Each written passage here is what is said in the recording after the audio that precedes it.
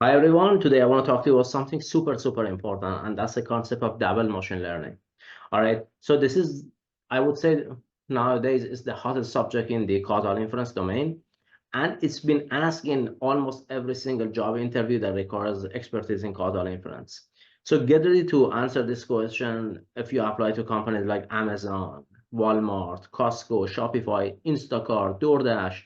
If the job requires expertise in causal inference, again, the key is expertise in causal inference. This concept is going to be very important. Most of the economists at Amazon are dealing with the double machine learning. And I have spent some time interviewing candidates actually to see how much they know. And I realized that they can barely answer even the simplest question related to double machine learning because they think it's a really hard concept. And I will tell you why. But once you understand double machine learning, you will see that it's actually one of the easiest concepts in literature. And actually, it's not even a new concept. It's based on the idea that was developed a while ago, based on some observation that was proposed a while ago. And this is just a general version of that. So it's a very easy concept to understand. However, people are really scared of the original paper written by Viktor Chernozakov. All right. Let's start. In the literature, double machine learning sometimes is called as debiased ML or orthogonal ML. They are the same thing. And it's originally proposed or introduced by Viktor Chernozakov in this paper. If you want to read more, look at this paper. Double is available in arXiv. Double machine learning for treatment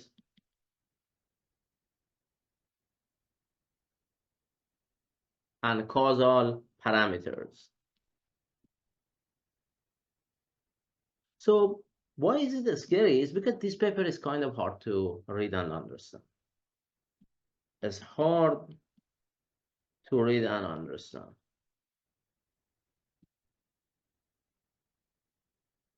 Like majority of other research articles. A lot of economic articles also are kind of hard to understand if you don't have a necessary background for that. So the goal of this tutorial is to make this concept very easy for you in order for you to grasp the concept. And now if you want to learn more, I can either make more video about that. If you have a question, you can leave a comment, or you can go and read the original research article. So now why am I making this? The thing is that I have seen a lot of tutorials online, and I have seen that they lack, to be honest, any substance to teach the WML to people. People do not really know where this concept is coming from, right? It seems that people are only taking chunks of the original article and copy and paste it in their own article, at least the articles that I have looked at. That's not the way to look at this problem. I want to make it very easy for you guys to understand. Hence, I'm trying to make these videos. I don't know still how many videos I will have. Maybe one video or two videos about this, but we'll see actually. I don't want to make the video also very long. So let's get into this video. All right. So double machine learning. So what's the idea? What's the motivation? You see, in causal inference, usually we are trying to find the impact of a treatment variable or intervention on some sort of outcome. So in causal inference, what's the goal? The goal is to measure the impact of a treatment. It can be multiple, but for simplicity, a treatment variable, sometimes called intervention, on the outcome. So that's a goal. That's the idea. All right. And so WML is one way of doing this. Now, in causal inference, so this is called, when we are trying to do find them this impact, we call it average treatment effect, ATE, average treatment effect. And now I can look at the heterogeneous treatment effect. We can call it the conditional average treatment effect. But for now, let's talk about average treatment effect. Now, in causal inference, we have usually two settings. We have more than that. We can either run experiment or we can be in an observational domain. So we can have experimental data, or we can have observational data. All right. So experimental data are the data that the person that runs experiment has a full control over the study, right?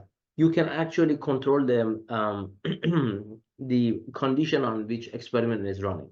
So you have a full control. An observational study or observational data is just the data that you collect, the survey data that you collect, or the data that the researcher or the scientist has no control over the study.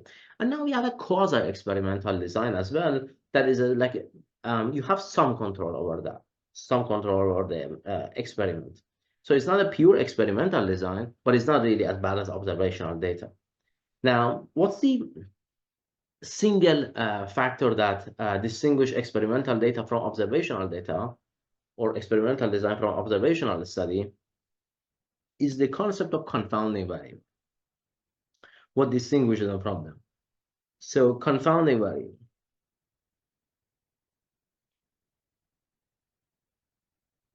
So what's a confounding variable? Confounding variable is any variable or any parameter, any factor that if you don't account for that, it will negatively impact the result of your study.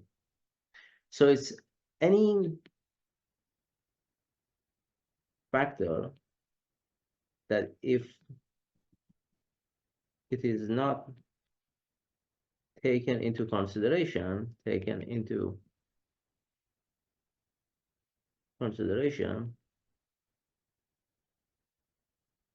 it will negatively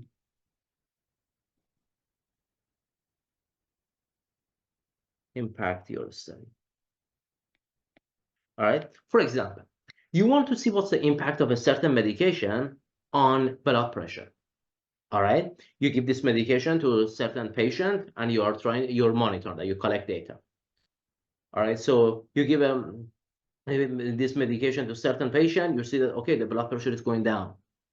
And then there are some control group, means that the people that do not receive the medication, you see that the blood pressure for them is really high. All right, so you are try to say that the medication is actually useful. But then sometimes you give the medication to patient and the blood pressure goes up. And then you're trying to say, okay, maybe the medication is not useful.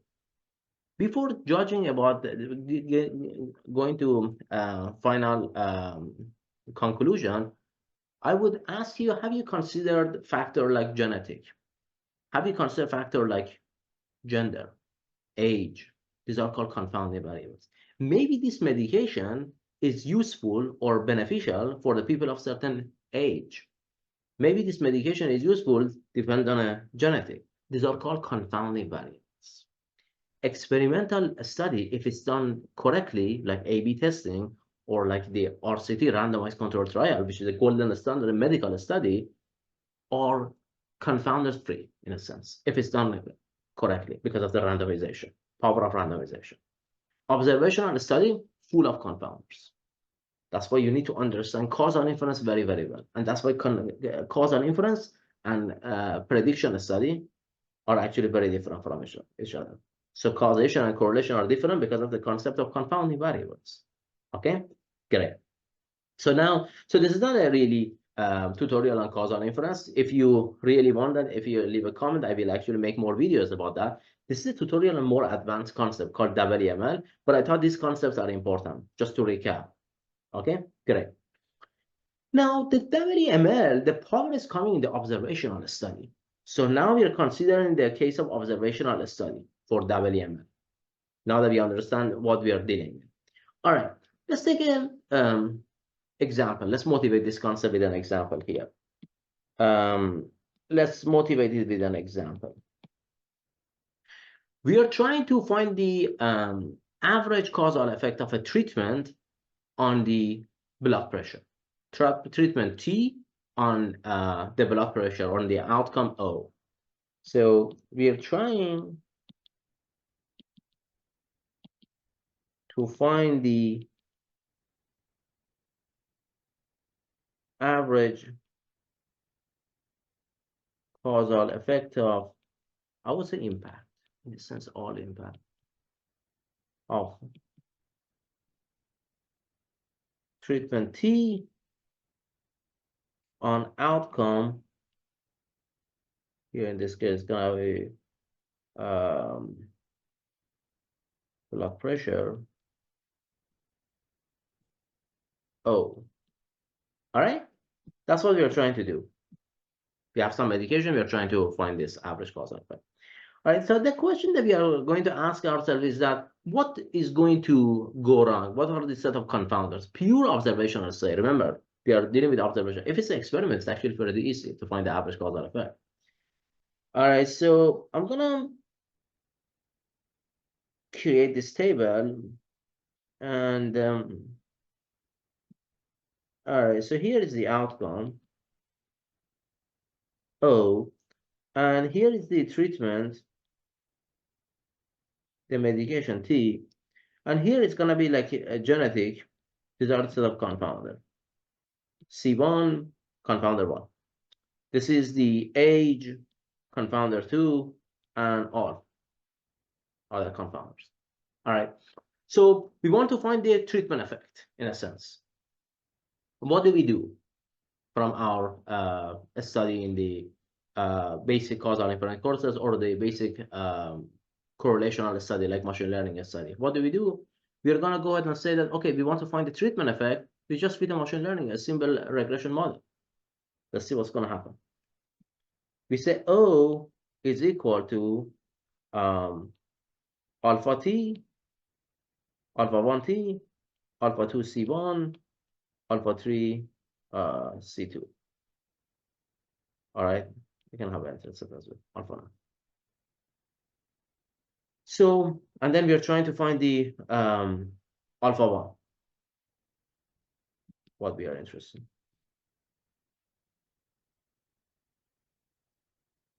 All right, that's what we are trying to do. So the question here is that we need to actually identify the all set of confounders. We need to have a data for that. It means no unobserved confounders here. And then we need to get a correct functional form for this regression. The question is that, are we sure that the C1 and C2 are linearly proportional to the outcome? Like, can it be like this? Alpha 1T, alpha 2 C1, alpha 3 C1 square, alpha 4 C2, and there's an error term here as well. There is an error term as well. Can it be like this? It may. So this is based on our regression or correlation on the side. All right. So yeah, certainly that's one way of doing this. However, what's the problem here? The problem here is that although we are interested to find this alpha 1, let me motivate the concept of WML for you. Although you're interested to find the alpha 1, and you don't really care about alpha 2, alpha 3, right? However, if you don't get alpha 2 and alpha 3 correctly, your estimation of alpha 1 also is wrong. All right.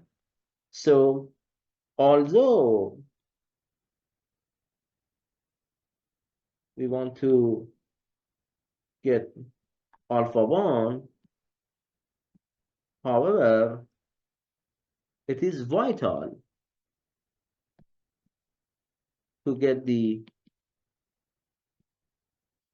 correct estimate for alpha 2 and alpha 3. That's actually fairly important to do that. And if you don't get them correctly, your estimation of alpha 1 also is wrong. All right. So how can we facilitate this problem? How can we make our estimation actually easier? How can we, because this is just a linear form. Who said that the relationship between them is linear? Who said that we can show them like a linear regression? This equation shows them it's extremely, extremely easy, showing everything with linear regression. This is the power of the WML, right? To be able to correctly estimate the parameter of the treatment effect and at the same time use a correct functional form for them. It almost, most probably in the literature, you never find this linear relationship to be satisfied between the outcome and confounders or outcome and treatment. Therefore, this equation, which I call it equation one, most probably is not really valid. You usually start there because it's simple to understand, but hopefully we never end there. Okay, so now we have some idea why we need actually a more advanced model. All right, that's good. So now that we have an understanding of this, let's think about this a little bit. There is, so I want to motivate the idea of a WML, get into WML. If I just jump right into double machine learning, you're going to be confused at where this idea is coming from. And that's why people consider the concept is very hard. I want to tell you why this concept is super, super easy.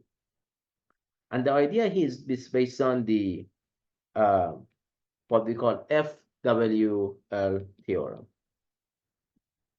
Or I would say observation, it's not even theorem. Don't get scared, it's a very simple concept, very, very simple. What is FWL? It's like Fritsch, Lovell, and Bob is like the name of the, three scientists that came up with this idea, right? It's a short form for three different scientists that came up with this basic observation about a linear estimator, like linear regression. And it makes our job super, super simple, right? I will tell you about this observation, and then I continue this one in the next video. So here's the observation. They said that, you know what? Let's consider the simple linear regression. Simple linear regression with features x1, x2. And outcome y. Okay, so let's say that you can represent this one using y equal to beta 1 x1. I want to use the same coefficient. I use alpha 1 x1 plus alpha 2 x2. All right, you might ask yourself, what is the intercept? You can always normalize that, right? To get rid of intercept. You can always subtract from intercept. You don't really need to include intercept here. All right, and now let's say that you want to estimate alpha 1. One idea is that just to use a normal regression, least square regression model. You form it as a least square problem, and you try to optimize, take a derivative respect to alpha 1 and set it equal to 0, and you get the estimate of that. These scientists observed something very interesting. These scientists observed the following. They said, you know what? I can do this. To get the x1, I can go ahead, look at this step. I can go ahead first to regress the outcome y, regress y, this is a sign for regression, this like tilde, regress y on x2. I can first go ahead and regress y on x2. Then I can go ahead and regress the coefficient, the coefficient for the feature that I'm interested, right? Here, the feature is going to be x1. Then I can go ahead and regress x1 on x2. So first, I'm going to regress the outcome on the feature that I'm not interested. I will tell you what the set of features are considered, what are they called in WML. And then I'm going to go ahead and regress x1 on the x2. That set of feature on all other features that I'm not interested. The x1 is the feature that I'm interested, the coefficient. The feature I'm interested, like treatment effect here. And these are like all the confounders, like confounders, for example. Okay. Step 3, find the residuals from step 1. Okay, so when you regress y on x2, what do you get?